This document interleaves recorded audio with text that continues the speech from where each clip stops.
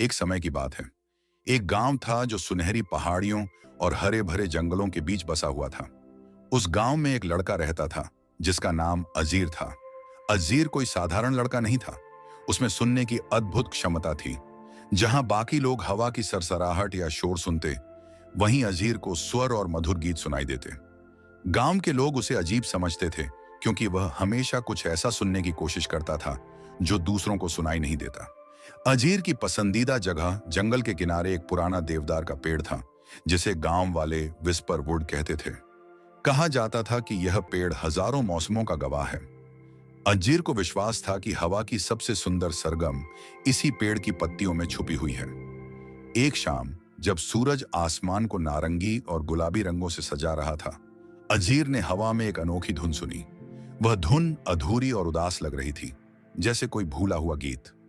अजीर ने फैसला किया कि वह इस रहस्य को सुलझाएगा। वह विस्पर वुड पर चढ़ गया और उसकी ऊंची शाखाओं पर बैठकर हवा से पूछा, मेरे दोस्त, तुम्हें क्या दुख है? अजीर की हैरानी का ठिकाना नहीं रहा जब हवा ने जवाब दिया, मेरा गीत खो गया है। बहुत समय पहले मैं अपनी धुनें दुनिया भर में लेकर जाती थी, पक्षियों, झीलों और तारों को सिखाती थी। लेकिन इंसानों ने मेरी बात सुनना बंद कर दिया। उनके शोर और मशीनों ने मेरे गीत दबा दिए। अब मैं अधूरी और खामोश भटकती हूं, जैसे कोई मुझे याद ही नहीं करता। अजीर का दिल हवा के लिए दुख से भर गया। उसने वादा किया, मैं तुम्हारा गीत वापस दिलाने में मदद करूंगा। अगले दिन अजीर ने नदी के किनारे से मिले बांस से एक बांसुरी बनाई।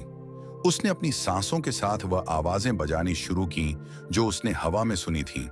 घाटियों की कोमल सरगम, कोनों में हल्की फुसफुसाहटें और तूफानों की गहरी गूंज। दिन ब दिन अजीर ने अभ्यास किया और अपनी पूरी आत्मा उस बांसुरी में डाल दी। धीरे धीरे गांव के लोगों ने यह नोटिस करना शुरू किया।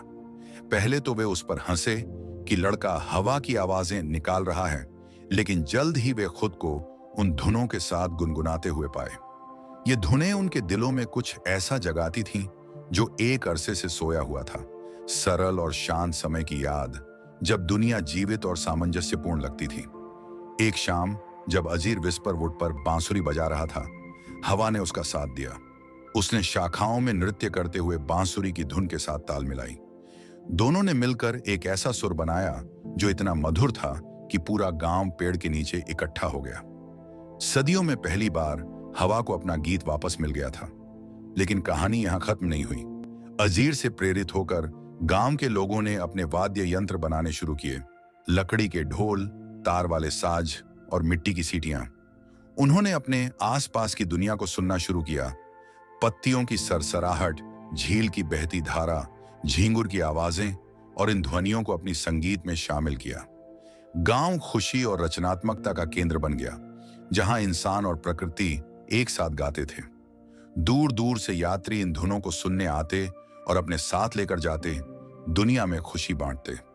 अजीर बड़ा हुआ, लेकिन उसकी विरासत जीवित रही। विस्पर वुड एक पवित्र जगह बन गई, जहां लोग हवा को सुनने आते और उस लड़के को याद करते जिसने हवा को फिर से गाना सिखाया।